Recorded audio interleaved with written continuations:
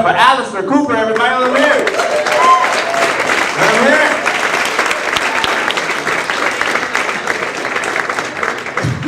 Good evening, good evening. I thought I'd dress like a dick to put you all at ease. That's helpful, thank you. It helps me as well, it helps me feel superior. Speaking of privilege, as Roscoe just pointed out, I'm sorry if I sound a little hoarse. I was out drinking with Brett Kavanaugh last night.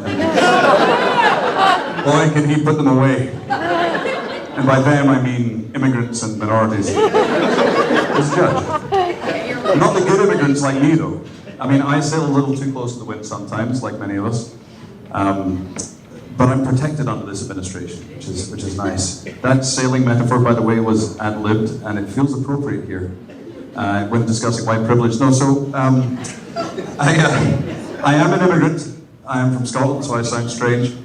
But please don't ascribe to me stereotypes that you would associate with other immigrants. I don't have a lot in common with them. I did not work hard to get here.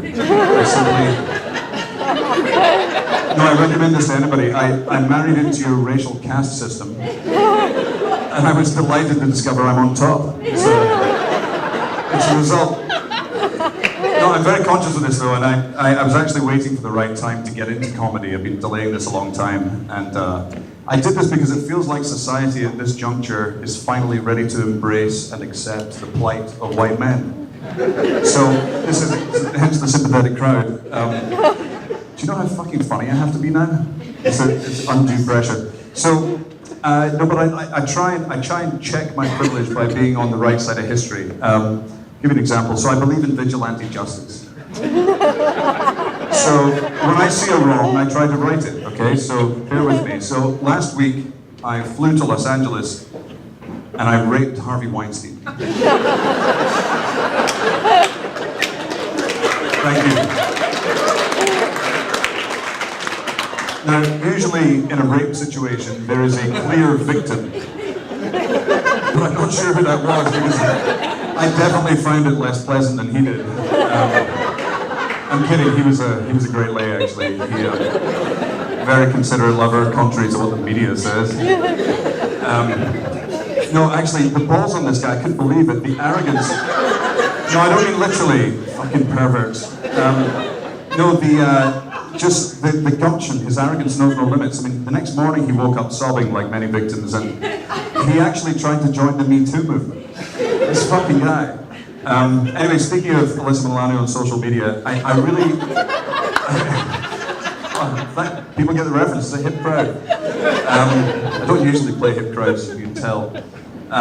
No, so I love a little social media. I'll confess to loving a little Facebook, and one of the things I love about Facebook, I confess, is a feature that many of you may take for granted. But it's so essential. You're now permitted to edit your own comment. Now, occasionally they bust you for editing your comment. But this belies an opportunity. So how I abuse this is I make an insightful, I would say sympathetic, progressive comment, maybe about police injustice as I did recently. You know, why is it that more boys in blue don't speak out against their own kind? Something, you know, with the tide of public sentiment. And I get a lot of likes, so maybe 500 likes, but what's great about this feature is I can completely alter the content of the comment, and the likes stay there. So I say something, you know, something progressive and sympathetic, and then I change it completely to, anybody else sick and tired of all these uppity black people? And then, which I realize, but remember, I'm joking. But the fucking likes stay there because all these people have already rubber stamped it. I mean, it's signed and approved.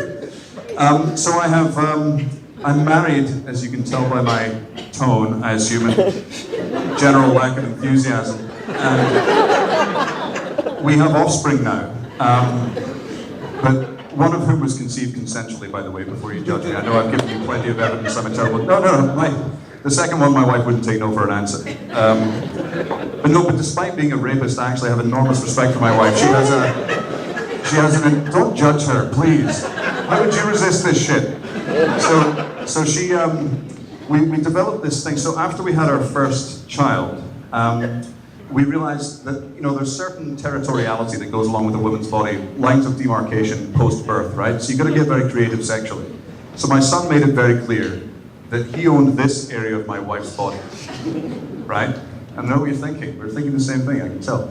So I still had access to the vag. So what we decided to do, and I say we, you know who I mean. I came up with this idea, which I now call the Father Sunday. Sundae, for poetic symmetry, and because it involves a little cream. So what we did, so my wife's breastfeeding, which you're encouraged to do, they pressure you to do that. And I saw an opportunity where many people might have seen, this is a beautiful necessity of life.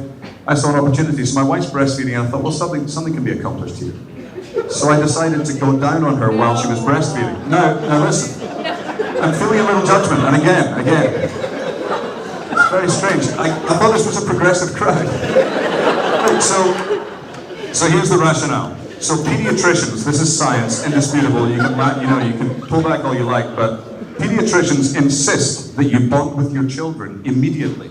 Now, what better way to do this than to participate in nutritional extraction, right? So now, thank you, you're starting to understand, okay, but maybe another concern you might have is we did wait a respectable period of time for the authorities to rule as to whether or not this constituted incest.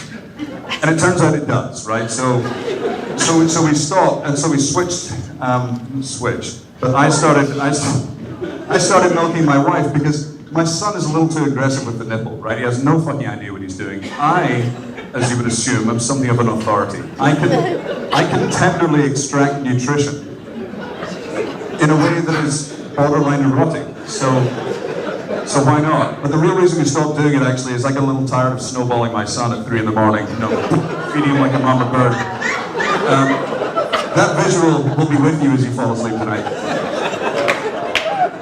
So no, I'll close with this. So despite this experience, or perhaps because of it, my wife and I are very happy together. She has, as I mentioned, a very robust sense of humor. But I anticipate if we ever do get divorced, I anticipate a very fierce custody battle. Because neither of us wants these little bastards, let's face it. They're in too much trouble. I'm Alistair Cooper, thank you so much for